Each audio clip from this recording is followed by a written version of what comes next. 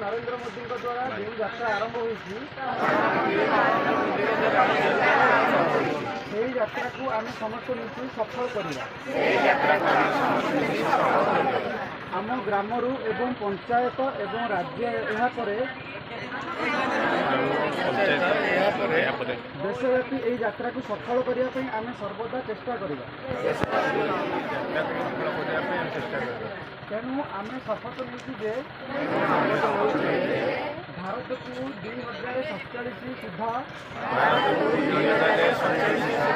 विकसित एवं आत्मनिर्भरशील राष्ट्र में परिणत करवा कोलोनी मानसिकता को संपूर्ण भाव विलोप कर एवं देशर समृद्ध ऐतिह्य को नहीं आम